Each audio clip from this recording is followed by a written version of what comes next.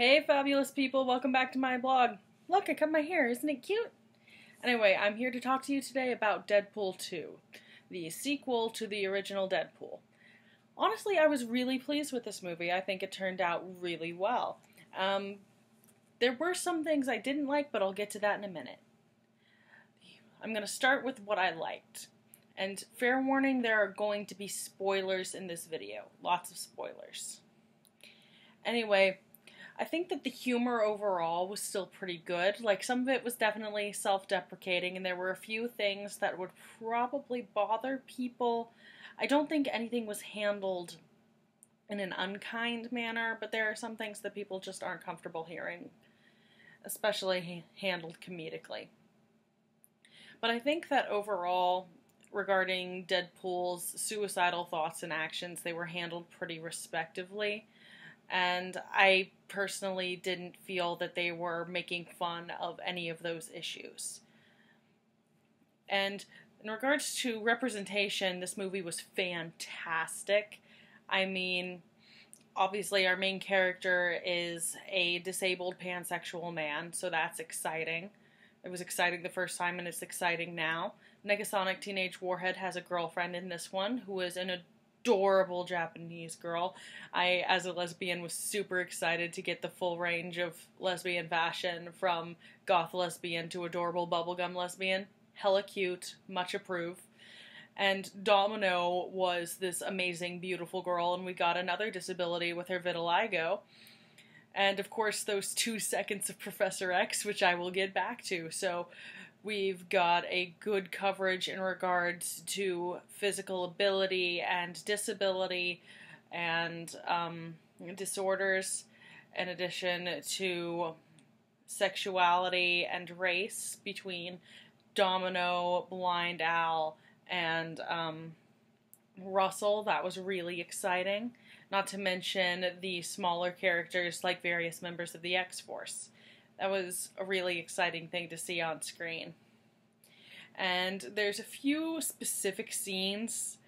There's a lot of I would list off my favorite scenes, but I'd just be listing the majority of the movie. So in regards to things that made me really excited, a few scenes that I was happiest about were when they asked Stupinder what his superpower was, and his answer was courage. I agree with Wade, that's adorable. The scene where they first encounter Russell and Deadpool recognizes as a child of abuse that obviously Russell has been mistreated and that he doesn't hesitate to believe him and acts on his word without hesitation. That was a really beautiful and wonderful thing to see. Cable saying, "You remind me of my wife." That was a really good moment in regards to somewhere to develop their relationship from.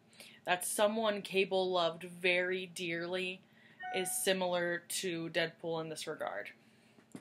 Every time that Wade and Yukio saw each other with the "Hi Wade, hi Yukio," that was cute. That was hella cute, and I will love that forever. Seeing Baby Legion, the child eating cereal that Wade interacts with in the there's not a good term for it, foster building / internment camp. That child there is the same actor who plays young David Haller in the television series Legion. So that was exciting to see. In addition to seeing those other X-Men in that brief little shot, I actually screamed and pointed at the screen in the theater. I was so happy to see that. I was taken completely off guard. It was cool to have Juggernaut in the movie, and especially cool that they actually acknowledged that Juggernaut and Professor X are stepbrothers, and that there's a connection there. The scene where they poke fun at Cable for being the bland old white guy, and continue calling him racist just to annoy the bejesus out of him, and Domino pipes up with, "Actually, I agreed with the old white guy on this one."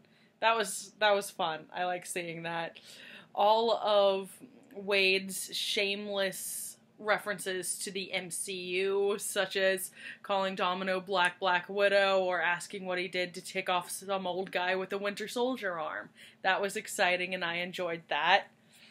And the scene at the end after Cable goes back through time to save Deadpool, when he plants the token on Deadpool's chest and Deadpool makes the comment of "someone swiped right." Those were the things that I really enjoyed. Now, unfortunately, it's time to talk about the things that I didn't like so much.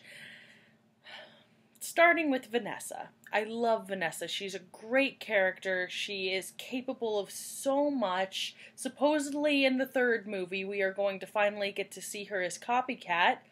But in the first movie, she's played a damsel in distress who had to be saved by Wade, and now she's been fridged. For those of you who are unaware, there's a trope in comics and other media called women in refrigerators, and that's where a female character is killed for the explicit purpose of providing emotion and motivation for a male character. It can happen in reverse, with a male character being killed to provide emotion and motivation for a female character, such as when Quicksilver was killed off in Avengers Age of Ultron. His death was really only to spark further emotion and motive for the Scarlet Witch. But usually it happens in regards to a female character being killed to give motivation to a male character. And honestly, it's overdone, it's boring, and I'm tired of it. There were 4 amazing female characters in this movie, 2 of which were in a relationship with each other, and yet the only time I can recall any of these women talking to each other is in the credits scene when Negasonic Teenage Warhead says to Yukio, "This was a bad idea, wasn't it?" when discussing having fixed the time machine and given it to Wade. They are in a relationship with each other, and I can't recall them saying anything to each other other than that. I remember Negasonic introducing Yukio to Wade, and then having further quips at Wade when Wade says that she's too young to be dating. And I remember the adorable moments of "Hi Wade, hi Yukio," but not any actual conversation between Yukio and Negasonic Teenage Warhead. Domino doesn't talk to any other women in the movie, and Vanessa's killed off before she can meet any other women. Why would you have 4 amazingly capable, qualified, powerful women and put 2 of them in a relationship with each other, but we don't get even a minute of them talking to each other? And this isn't even including Blind Al. Blind Al is an amazingly competent older woman, and yet she doesn't get any moments talking with anybody else either. She and Domino are in the same room together and say nothing. Yeah, that aggravated the bejesus out of me. Another thing that bothered me is Cable spends the majority of the movie as an antagonist for the other characters, and as a result of that, we don't really get to see much of his relationship with Wade. In the comics, they team up a lot, and honestly, depending on how comfortable you are reading between the lines, Cable has been one of Deadpool's longest relationships, albeit one that's on again, off again. And honestly, I would love to see more interactions between the 2 of them, but since Cable decided to stick around in the end, I guess there's always Deadpool 3 to expand on that. And finally, the time travel fixes everything bit. Now, that's just lazy writing. I appreciate that they fixed things, but I'm kind of disappointed that they unmade the whole movie, really. Like, the entire reason Wade went on this spiral and recruited these people and made this team was because of Vanessa's death. And yet somehow he goes back and the first thing he does is he undoes Vanessa's death. And then he goes forward and apparently all of the same things still happened, even with Vanessa still being alive, because he went to other parts in the movie and fixed that. Like, preventing Peter Paul from being harmed. Wade. What? That's so aggravating that they're acknowledging that all of these things would have happened with or without Vanessa's death, and yet they still chose to kill Vanessa. And that brings me to my final point, which is how I would fix the movie. As you can see, I have 2 pages. Here we go. At the beginning of the movie, Vanessa and Wade are trying to start a family. Now, we know in the comics that Vanessa has powers, and that they hinted at it at the very end of the first movie, but didn't follow through with this movie because she was killed within a few minutes of being seen on screen. What I would do is, since Vanessa and Wade are trying for a family, this could encourage Wade to settle down and not kill as many people or try to go on more of a straight and narrow path to try to be a good example for their future child. Meanwhile, Vanessa has these new powers and is trying to learn how to control them because unlike Wade, her powers aren't something that's just innate and happening all the time. She has to actually concentrate to use them and to control them. So they join the X-Men and are put on 2 separate teams so they won't be distracted with each other. Vanessa going with, let's say Jean Grey and Yukio and Storm. And Wade going with Colossus and Negasonic Teenage Warhead. So they're on 2 separate teams doing separate missions, and that's a great way for Wade to be able to do things without having to have Vanessa on screen very much, and thus not have 2 main characters, but still maintain the same general plot line. I am aware my cat is licking me. She does that sometimes. So, this is how Wade winds up on the mission to save Russell, and how he winds up killing the people who were attacking him, because Wade is a good person who kills pedophiles. As a result, this is how he and Russell wind up being taken away to the icebox. And this time, rather than Wade just attempting to quietly wait to die, he's trying to be on his best behavior so that his lawyer can get him out early so he can be back with Vanessa. Meanwhile, Vanessa is out traveling and training, and we could get a few really good shots of her elsewhere in the world, maybe a few great nods to other events that have happened in the comics, but just like brief shots of it so that the movie is still Deadpool's movie.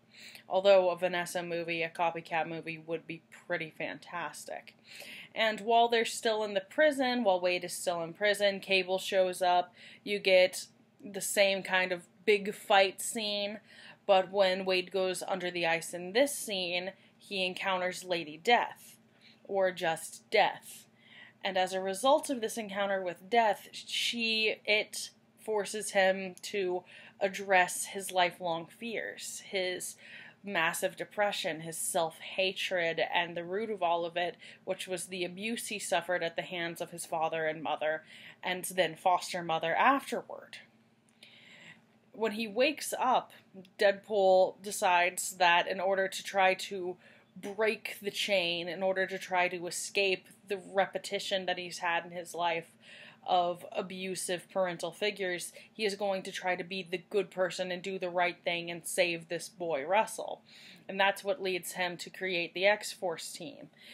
This is what leads to more or less the same scenes with the introduction of the various members of X-Force and also their untimely demises, except of course for Domino, who is just that lucky.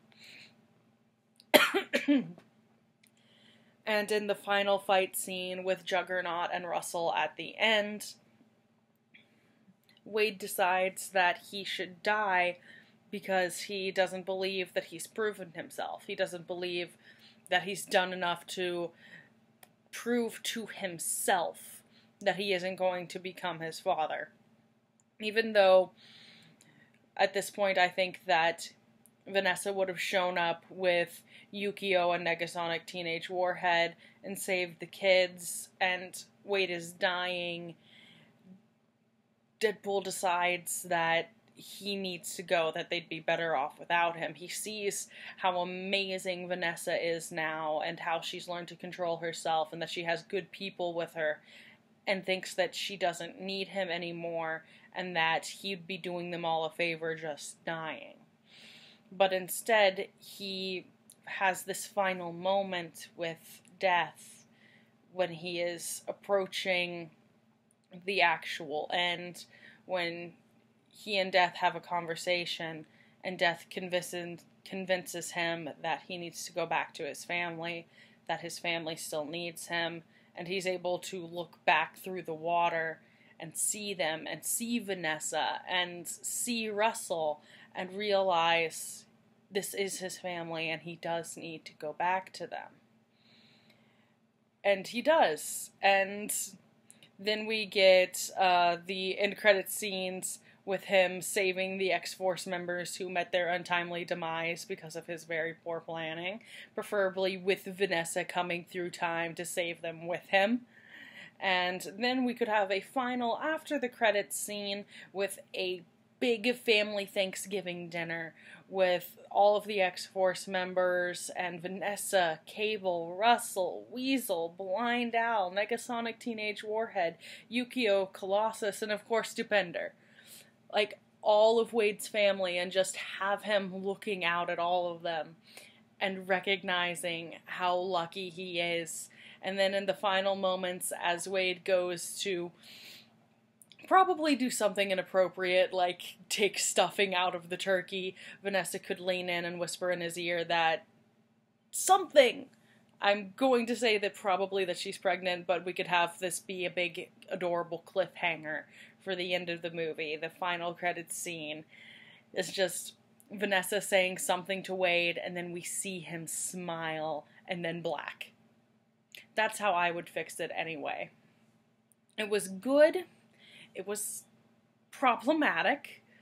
But overall, I'd say it was a really good movie, and I would definitely encourage you to watch it now that I have completely ruined absolutely everything. I love you all. I hope you have a fantastic day, and stay fabulous, everybody.